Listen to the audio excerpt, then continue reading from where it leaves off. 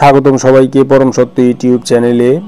মহাগ্রন্থ কোরআনের সূরা মুহাম্মদের 4 নং আয়াতের একটা পর্যায়ে আল্লাহ পাক বলেছেন, কাফেরের গর্দানে আঘাত করো। এখন আমাদের সমাজের যারা বিকৃত দর্শনধারী মোল্লা সমাজ রয়েছে, তারা এই কাফেরের গর্দানে আঘাত করা বিষয়টাকে উগ্র জেহাদিদের মনে উগ্রবাদী চেতনা জাগ্রত করে ফেলেন তাদের বিকৃত তাফসিরের মাধ্যমে।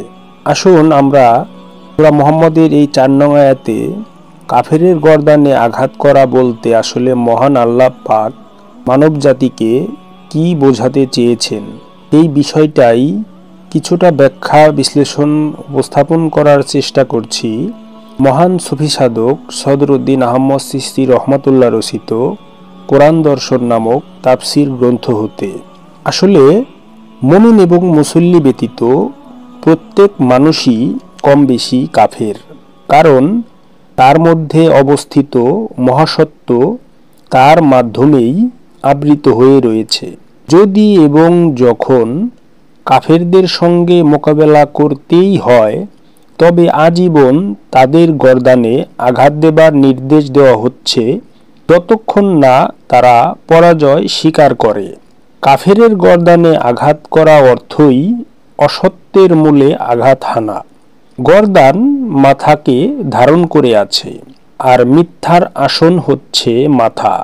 গর্দানে আঘাত পড়িলে মাথা সত্যের নিকট নত হয়ে পড়ে, মিথ্যার ভিত্তি ভাঙিয়া পড়িবে এবং মুমিনগণের প্রণীত সত্যের নিকট তারা আত্মসমর্পণ করিবে।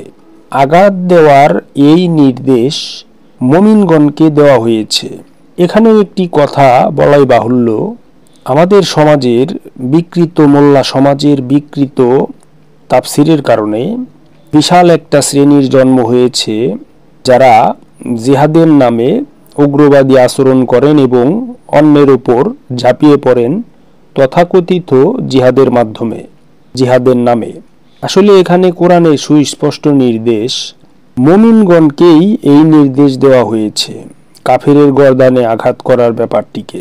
এখানে কাফেরের গর্দানে আঘাত বলতে অসত্যের মূলে আঘাত হানার কথা বলা হয়েছে, সেটাও আবার মুমিনগণের উপরেই এই দায়িত্ব। মুমিন ব্যতীত অন্য কারো উপরেই তাবলীগ করা অথবা সশস্ত্র সংঘর্ষ একেবারেই নিষিদ্ধ।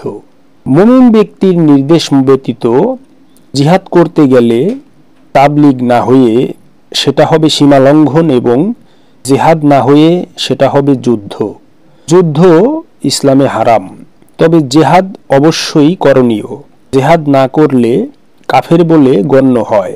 কোরআনে বলা হচ্ছে, কাফের পরাজিত হয়ে নত স্বীকার করলে তাকে তোমাদের নীতির বন্ধনে বেঁধে ফেলো, তারপর বন্ধনটি ধীরে ধীরে শক্ত করো।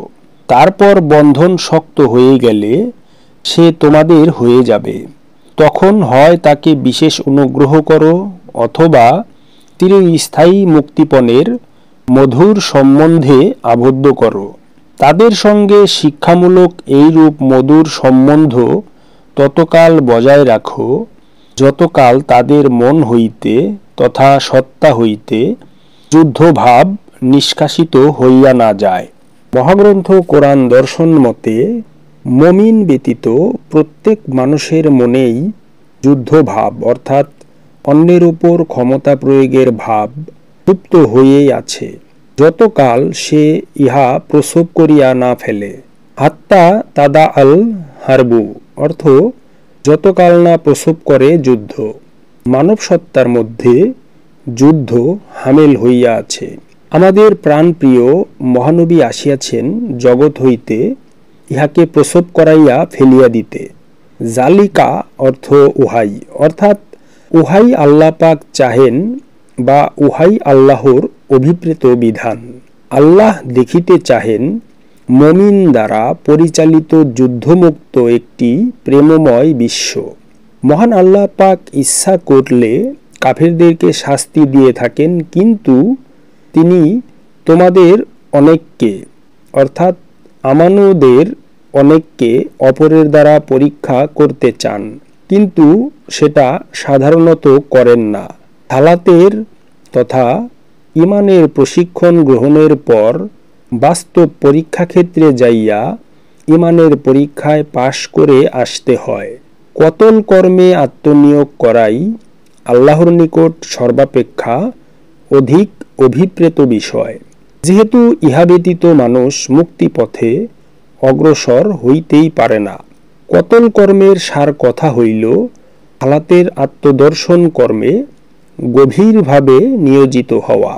কতল তথা কাফ অর্থ আল্লাহর কাফ শক্তি। ইহাতে রয়েছে আল্লাহর ৬টি শক্তিশালী নামের বা গুণের সমষ্টিগত শক্তি। এই শক্তি সালাতের সাহায্যে অর্জন করিতে হয় জাকাত নামক লা কর্মের বিস্তার সাধন করিয়া, অর্থাৎ সপ্ত ইন্দ্রিয়ের প্রত্যেকটি বিষয়কে নফি করতে হয়, অর্থাৎ জাকাত করিতে হয়। ইহাই সকল আত্মিক শক্তির মূল উৎস। কতল কর্ম দ্বারা সকল বিভ্রান্তি বিদূরিত হইয়া যায়।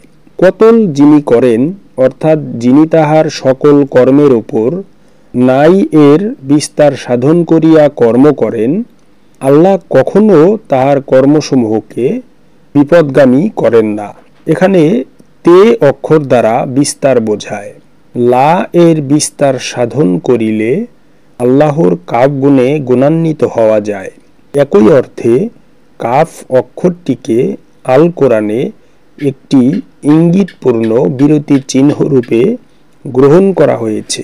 এখন মূল কথাটা হচ্ছে, আমাদের সমাজের বিকৃত কাঠমোল্লারা তাদের উগ্রবাদী দর্শন প্রচারের মাধ্যমে কোরআনের এই সূরা মুহাম্মদের এই ৪ নং আয়াতের যে কাফেরের গর্দানে আঘাত করার ব্যাপারটি উল্লেখ করা হয়েছে, এই কাফেরের গর্দানে আঘাত করা বিষয়টিকেই তারা উগ্র জিহাদিদের উগ্রবাদী আচরণের উপকরণ হিসেবে তাদের সামনে পেশ করে থাকে। আর এই কারণেই আম মুসলিমগণ কোরআনের সঠিক দর্শন বুঝতে না পারার কারণেই তারা কোরআনের এই কাফেরের গর্দানে আঘাত করা বিষয়টিকেই তারা উগ্রভাবে গ্রহণ করার ফলে তারা তাদের দৃষ্টিতে যারা বিধর্মী বা কাফের তাদের উপরে তারা ঝাঁপিয়ে পড়ে। তারা তাদের উপরে কোরআনের নাম ব্যবহার করে কোরআনের আয়াতের অপব্যাখ্যা তাদের মস্তিষ্কে ঢুকিয়ে নেওয়ার মাধ্যমে তারা অন্য ধর্মের বা ভিন্ন ধর্মের বা তাদের দৃষ্টিতে যারা তাদের বিকৃত দর্শনে যারা কাফের তাদের উপরই তারা হামলা করে বসে। আসলে প্রকৃত অর্থে মহান আল্লাহ পাক মানব জাতিকে এই কোরআন দান করিয়াছেন পৃথিবী যেন শান্তিময় প্রেমময় হয়ে ওঠে। মানুষে মানুষে কোনো যুদ্ধ হবে না, কোলাহল, কোনো বিশৃঙ্খলা থাকবে না।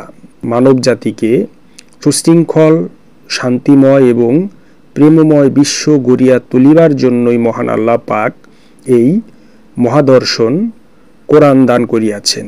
সুতরাং সুস্পষ্ট কথা হচ্ছে, মহাগ্রন্থ কোরআনের আল্লাহ পাকের কাফেরের গর্দানে আঘাত করার এই কথাটি প্রকৃত অর্থে অসত্যের মূলে আঘাত করা।